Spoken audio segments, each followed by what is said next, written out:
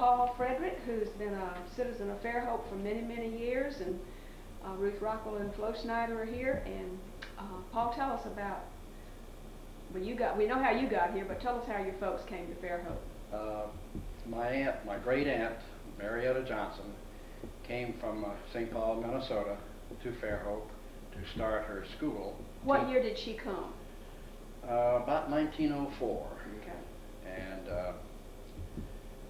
she had the school going, and my mother, Esther Pierce Frederick, was attending Columbia University in New York City, and Aunt Mettie asked her to come down and work for her at the school.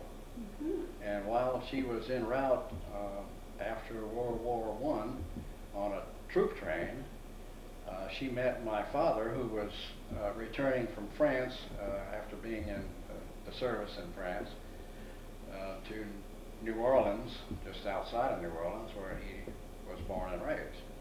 So they met each other and corresponded, and eventually they got married, and they were working. Daddy was working in Louisiana, and they even went to Chicago and worked for a while. And apparently, Mother didn't like Chicago very well at all, so they came back to Fairhope, and Daddy went to work for the school. And I think they got married in about 1919. And I was born in 1921. And from there on out, it was just a wonderful experience to be in Fairhope. I should say, growing up with Aunt Mettie Yes. must have been wonderful. It was, and of course the last 4 years of Aunt Mettie's life, we lived with her in the organic school home. Mm-hmm. And of course, first thing in the morning we would see her, and all day, and the last thing in the evening we would see her while she went in and went to sleep. Mother was the school secretary, and of course took all the dictation for Aunt Mettie's books. Mm-hmm. And also took care of her when she got sick, and was there when she died, as most of us were. That was in December of 1938. What do you remember about Aunt Mettie that stands out? That she had the most electric personality that I have ever seen.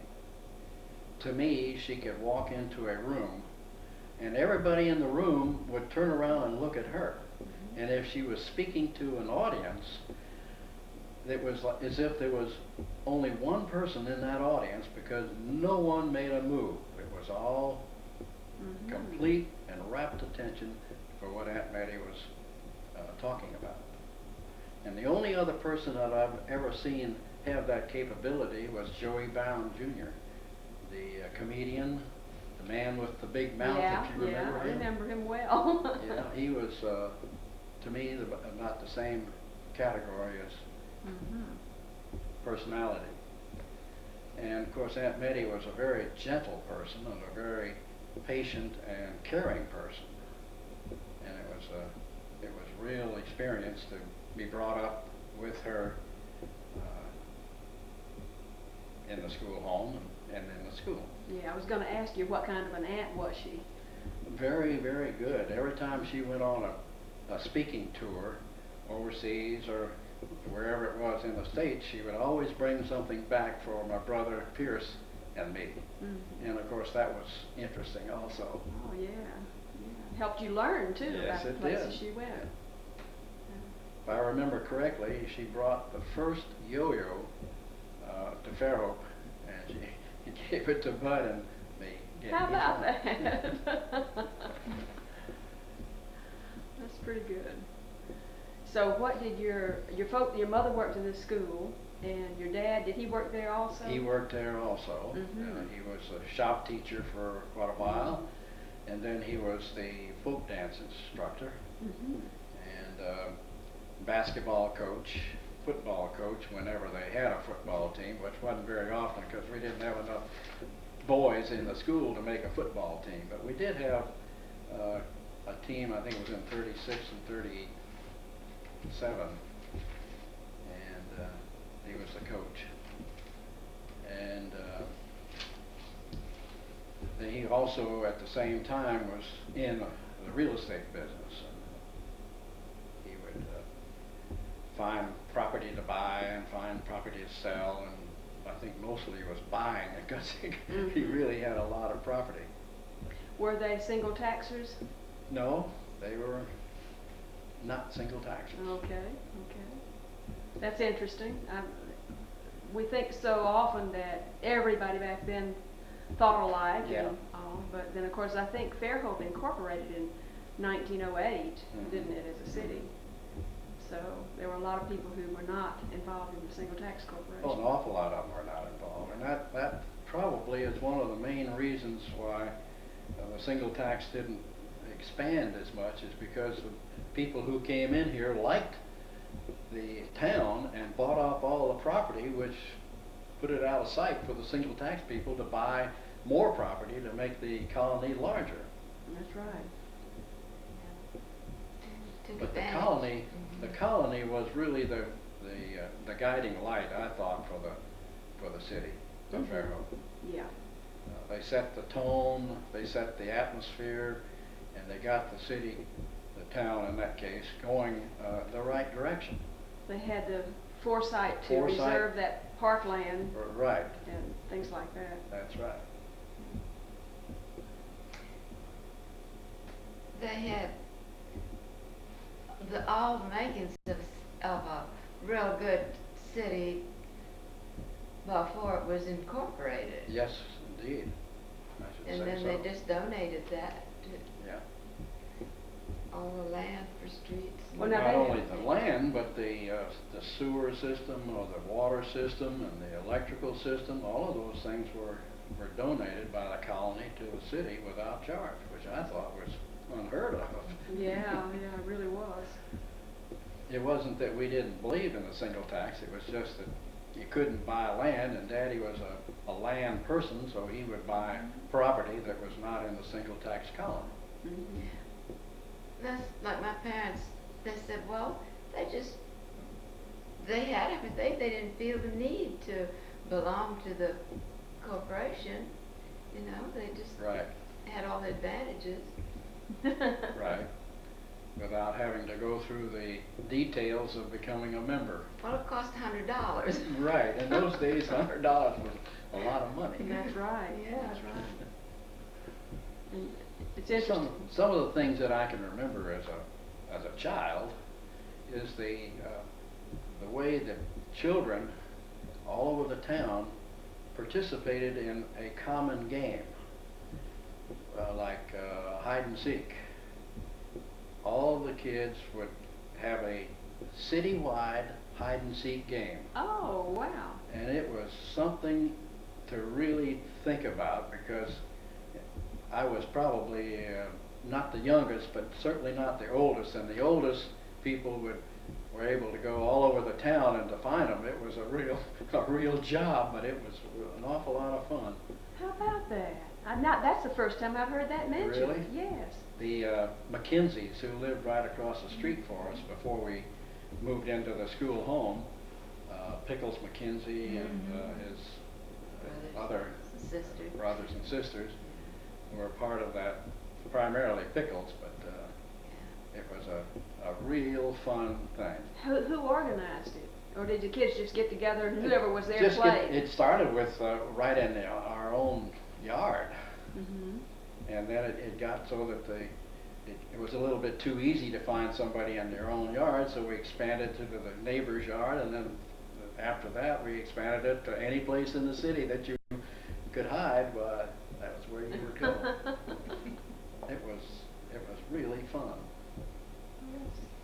Of course, you didn't have to worry about bad things happening to children at those times. It was so easygoing a place to live. And I can remember also that in the summertime, that the first thing in the morning, the kids would get their breakfast, put their bathing suits on, go down to the bay, or change their clothes when they got to the bay, and spend all morning. Mm-hmm. At lunch, they'd go home, eat lunch. In the afternoon, they'd go back and spend the whole afternoon at the bay. That's right. When their moms would let them. When their My mothers mom would let didn't 'em. always let me do that. There But were chores. That was a wonderful way to grow up. And of course, once you got to the bay, you didn't necessarily stay right at the pier. You would wander up to the Fly Creek, or you'd wander south toward Grand Hotel. It's a lot of fun, the beach comb and that sort of thing. Yeah. As Paul Gaston, when he gave his talk this year, last year for the centennial, said, "Growing up in Utopia" was the name of his talk. Exactly. Yeah. Exactly. Yeah. I heard him say that. Yeah.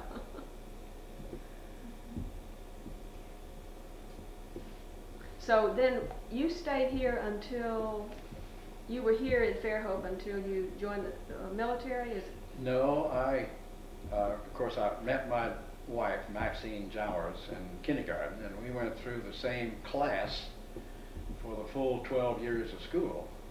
Oh my And goodness. when we graduated in 1939, I left with my mother and father and my brother Pierce to go to Washington, D.C. to be with my mother's father. Mm-hmm. And while we were there, he died maybe several months after we got there, so we all stayed, and I went to work for the government, and later on my mother went to work for the government. My dad came back to Fairhope and did his real estate activities, and my brother Pierce went to school in Washington, D.C. for about a year, and then came back to Organic and graduated from Organic after being in Washington, D.C. for a year. Mm-hmm. And I stayed in Washington until I went into service in 1940, I guess it was the March of 42. Mm-hmm. Did you graduate from Organic? Yes, I did. Yeah, both Yeah. you. Well, now, when you left Fairhope, you were not married, right? That's right. So you went into service. Were you married at that point? I went into service and went through cadet training, and after I graduated from cadets and became a second lieutenant, we got married. I see. Actually, it was 2 days before I became a second lieutenant, which was against the rules, but we did it anyway. Well, that must have been a long, hard pull there in Washington if you were away from Yes, it Maxine and y'all was. were Yeah. planning really serious. Yes, we were. Oh my, that's interesting. So. And of course, I can remember when they started paving Fairhope Avenue. Mm-hmm. And that was quite an experience. They put the sewers down and they paved the street, and the red clay was all over everything, everybody. It was really a mess. Everybody talks about the muddy streets. Yeah. I'm so glad you mentioned that. We And, have that verified from many sources. When the hotel was doing something with their landscaping, there was great big oak trees that went down Fairhope Avenue on big trucks to the Grand Hotel. And I don't know where the oak trees came from. I don't know which one of the oak trees that are now on the Grand Hotel property were those that came down on trucks through Fairhope, but I'm sure that some of those great big ones are those that came down on the trucks. Probably, yeah. I didn't know they could do that with a big oak tree. Yeah, it was a pretty big oak tree, My or goodness. trees, I should say. Mm-hmm. And you saw them on the trucks. Oh, yeah. Well, I'll be. Yeah. Well, what makes me think of the big azalea bush up on the Rockwell property on Section Street, and I they sold it remember to that, Bellingraph going Gardens to for Bellingraph like Gardens. $800, and that was way back, Yeah, 40 that years was. ago, I guess. Yeah, that was. Yeah. And of course, I can remember also riding up the hill on the little trolley that came from Oh, yeah. wharf up to about where the Fairhope laundry is now located. That's where its terminal was. I've ridden that quite a few times with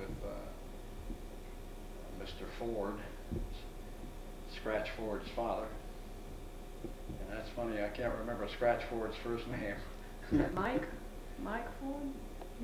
No, Mike Ford is the current real estate man. This is a man that was the operator of the little trolley. Oh, okay. Do you remember what his name was, Ruth? Oh, no, not just offhand. Patterson. Patterson. Yeah, Oh, Ford Ford Patterson. Patterson. Ford Oh, Patterson. yes. Yeah, Ford Patterson. Mhm. Yeah. Yeah, because he was the pharmacist, wasn't he? I don't remember. Yes, Yeah. I think so. Yeah. Do you remember the Larry Harper incident? Were you here when that happened? I was part of it. You were part of it. Well, Arthur Keller was telling us about that. Yeah. Such a terrible thing for this town. Yeah. Now Larry and several of us built this diving helmet, which was an automobile gas tank that was cut so that it fit on your shoulders here and then down and fit across here, and the same way in the back, with a garden hose attached to the top, which went to a bicycle pump, and they would pump air to us. And I went down, several people went down, then I went down and came back up, and then Larry went down right after me. And it was really a horrible experience to know that he was down there, and Oh, it must have been. must have really been bad. The only thing that we could think happened, and I'm just surmising from my own experience at the time, no scientific expert at all, but the bicycle pump was certainly not strong enough to put enough air into that tank because of the water pressure creating the pressure on the air. It just couldn't overcome the water pressure, putting pressure on the air that was in the tank.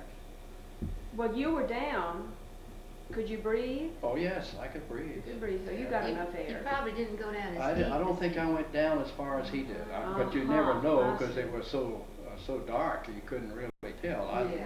I thought I went down an awful long way anyway. Well, could you not get this helmet off of you once you We got had into ropes from one side of the helmet under our arms, and when they pulled Larry up, the ropes were not under his arms.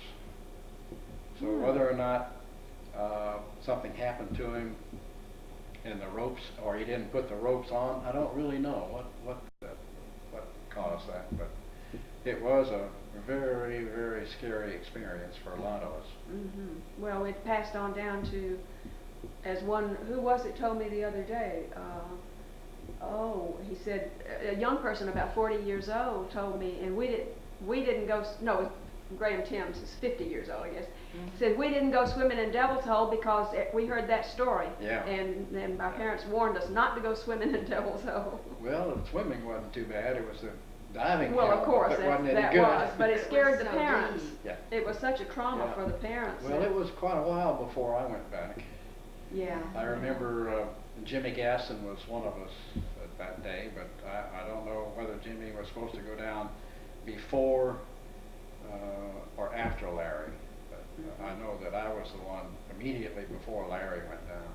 Mm-hmm. And tell us about where you would get away from Fairhope for a few minutes. Where you went while you were in the service. You were in a long time, as I understand. I was in 30 years. Oh, that's a long time. Yes, it was. Where all did you live? After World War II was over. But before you leave World War II, tell us what that was like. We don't have anybody to tell us much about the military at that time. Well, depends on where you were, whether you liked it or disliked it. I graduated, and I was apparently such a person that could teach another person to fly that they kept me on as a twin-engine advanced instructor. and I was there for approximately two years, I guess. And then I went to B-17 training in Lockbourne, Ohio, where I was to finish that training and go immediately into B-29s and go out to the Pacific. But the war ended in Europe while I was in training in Lockbourne, Ohio, and of course that meant that I would definitely go to the Pacific, but again, before I could get into the B-29 training, the war in the Pacific was over. So I got out of the service in late '45, and I went back to Washington, D.C. to claim my old civil service government job. At the same time, I was sending out resumes to all the airlines that were around, and I was lucky enough to be accepted by Pennsylvania Central Airline, which had its headquarters in Pittsburgh, Pennsylvania, and I flew for them for a year and a half. And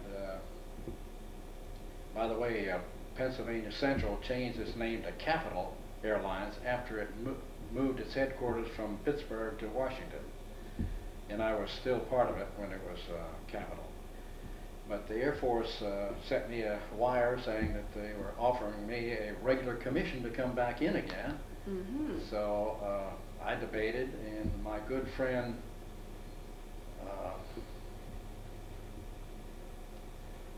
if I hadn't wanted to say his name, I wouldn't have any trouble. We all know about it. We do that too. You'll think of it in a minute. Jack Sly. Oh yeah.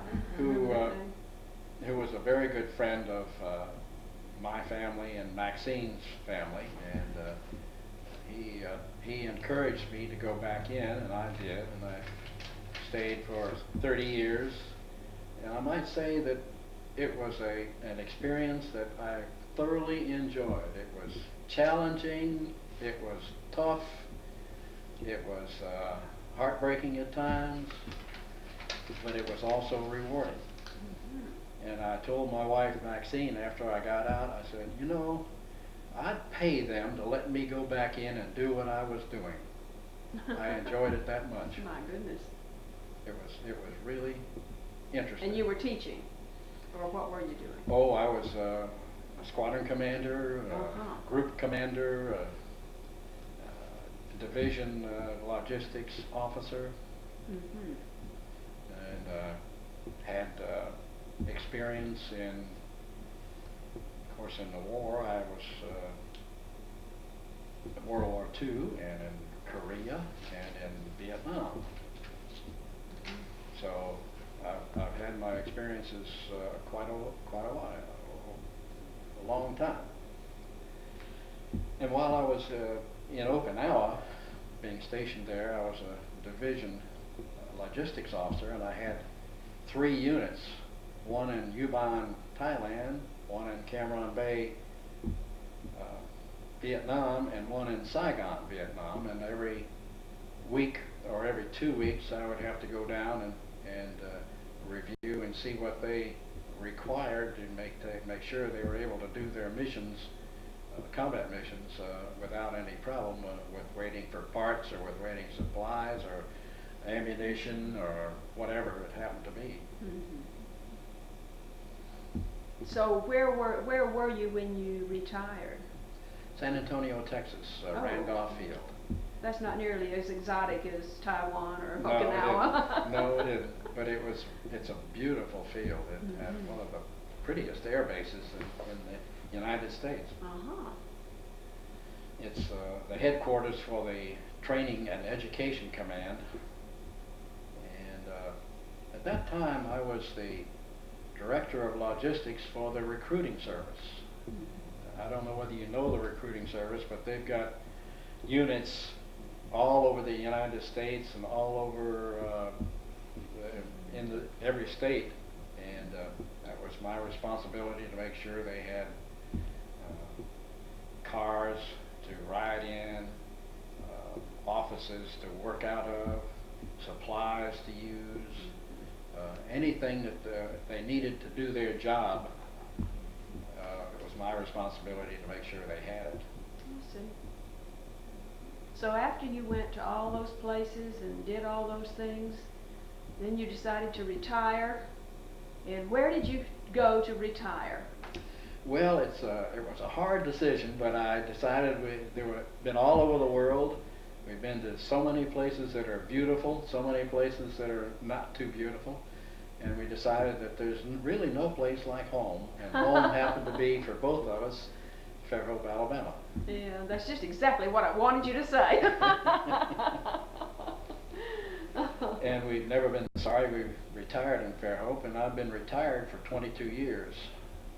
Well, now you haven't been back in Fairhope that long, have you? Mm-hmm. You have been? Okay. Mm-hmm. Well, see, I don't know these things because we were away for 20 years. Right, that's right.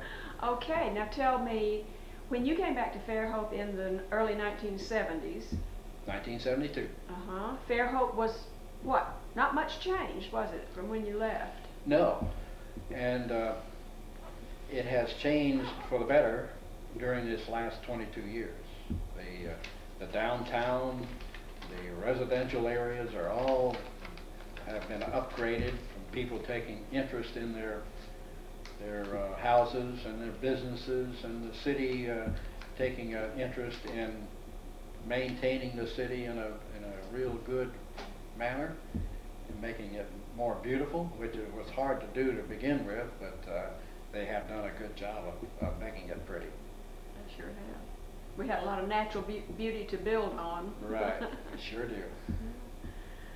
Okay, so anything else you want to tell us about Fairhope? Well, I don't know whether you'd be interested in some of the places that I've been and done things. If you want, yes, if you want to One share of it the with us. nicest experiences I've had was the flying to Berlin Airlift. Mm-hmm. And I flew from Celle, Germany to Tempelhof in Berlin, and of course we took in coal, flour, whatever was needed in the city of Berlin. We would fly it in and come back empty, and that was one of the most well-run, rewarding experiences of my Air Force career. I really did think that was a wonderful thing. That was after And if you the will war. look at, excuse me. That was after the war. Yes, That that was right the after. beginning of the Cold War, wasn't That it? was in 1947, 1948. Yeah. And if you will notice, that was our first win, our first victory Mhm. in the Cold War. That's right. When the Russians closed off the ground routes to Berlin, we showed them that we could supply Berlin in spite of them, and we did. I remember that. Yeah. And of course, on the way home from Berlin, from the Berlin Airlift, I was a passenger in one of the transports coming home, and we had an accident in Newfoundland. And I spent about 2 weeks in the hospital up there, and A car accident? airplane. Airplane accident? Oh, Airplane accident, yeah. And then came home and went back into routine military duties all around. Okay. Some of my, I shouldn't say fondest memories, but vivid memories are the time I was stationed in Nome, Alaska, Ooh.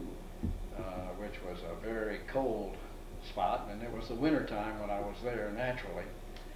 And of course, Mackie and I were living in Hawaii for 3 years.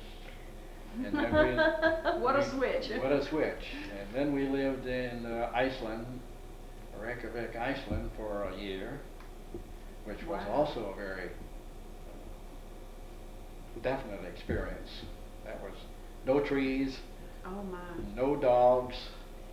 No dogs. No dogs are allowed in Oh. Iceland. Now, Why? Is there a suppose- reason? I suppose that you could get them, but they had the dogs came in and they had an outbreak of rabies, and they have an awful lot of sheep. and they didn't want dogs going after their sheep and also spreading rabies. So they said no dogs allowed. Oh, wow. Well, it had the same thing in Fairhope. There was the dog people and the sheep people at That's one right, time. that's They right. were really at odds with each other. Yes. They had goats out in the wild, open range, and there was a lot of bad feelings. Mm-hmm. Right. Okay, so anything else about your childhood in Fairhope that you remember? Clod fights in the gully? Everybody's mentioned that. Clod fights in the gully was a really, really fun thing to do. The girls didn't like it, I but didn't like the boys loved it. I got hit with one clod, and that was the end of my dirt clod fight, I'll tell you. And Big Head Gully was the one that was the most popular. Mm-hmm. I guess it's because it was a little flatter in the bottom than the other gullies. And I don't know, Ruth, but I'm not too sure I could find Big Head Gully anymore. They built a subdivision in it. I think Yeah, they did. it comes out there, but they build over it, and they've just kind of. It's the one where the Magnolia Beach Yeah, apartments. yeah. That's where it empties into Yeah. the bay, if I remember right. And they built that right in where it empties. Right. Yeah. And it goes back to about where the city garage is. Oh yeah. Doesn't it go, does it go south of Covered Bridge area, or is it? Yeah, yeah. It's south of Covered Bridge? Yeah, just south. Okay. It's back almost part I was of thinking, Covered Bridge. well, I was gonna say, I thought Covered Bridge was in Big Head Gully, but maybe it was a little Yeah, south. well, they kind of have tried to ignore it as a gully. Yeah, right. It doesn't Well, work too well. Learn if we get another one of those 16-inch rains we get every That's 25 right. years or so. I can remember when the city or some organization had weekly luncheons at the Cummings Hall. Yeah. That was a really a fun thing. And Emma Wood was Emma Wood, ahead that's of those. Yeah. Jimmy Gasson's grandmother. Yeah. Right. And what did they have, speakers? They would have a speaker. They would have a luncheon that was prepared right there in the Cummings Hall. And they had tables set up and benches, and you come in and get your lunch and sit down at the table, and somebody after the lunch was pretty well started, well, I would get up and make a speech. And it's, Yeah. it was a lot of fun. You got to see most of the town at that one place. Yeah, and people took their children everywhere they went then. Yes. And so Definitely. I remember going to all these places that people wouldn't even think of taking children nowadays. They'd have to have a sitter. Right. That's right. Yeah. All the kids would go from school and meet their parents, a lot of them would anyway, and at that luncheon, and then go back to school after lunch. Yeah. So it was really That's great. nice. I was in 4-H club, and we served some of the time. We would serve the tables. Yeah. And I remember one time also we did it at the clubhouse on the golf course. Mm-hmm. They had a big doings there, and the 4-H Yeah. girls got to serve the luncheon. Yeah. I have a little interesting anecdote for you. Okay. Before the roads were paved, we used to live at the corner of School and Fairhope Avenue, where the electric company is. Is it Magnolia Electric? Mm-hmm. And I was pretty young then, and Daddy got in the car, and he started going down toward town, and being the kind of the devil that I used to be, I grabbed on the bumper, the rear bumper of the car, and he was going down pretty fast, and I was running as fast as I could go, and people along the side of the street were waving to Daddy, trying to get his attention to tell him that I was on the bumper running like heck. And he said, "Boy, sure, people are sure friendly today." But then they finally got his attention, and I didn't fall down. I just kept running. He slowed down, and I dropped off. I heard about it when he got home. Well, we did a lot of things like that in Fairhope. I remember wandering all over town when I was about, well, not all over town, but at 9 years of age. And even when my children were growing up here, I wouldn't let them do that.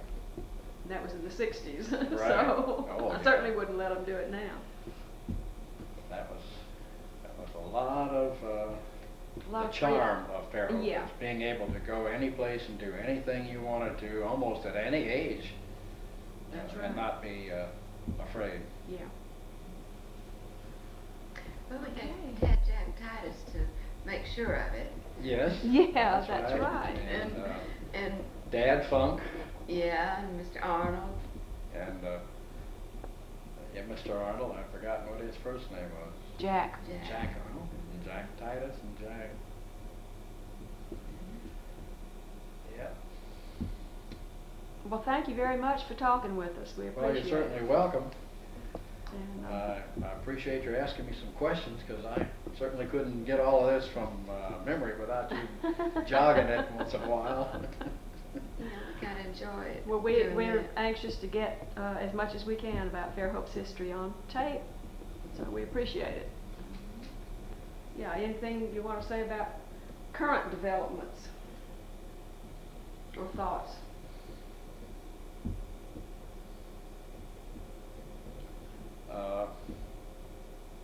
You mean like the growth of Fairhope? Growth of Fairhope, or what you like and what you don't like? The growth of Fairhope is, I think, has been controlled sensibly.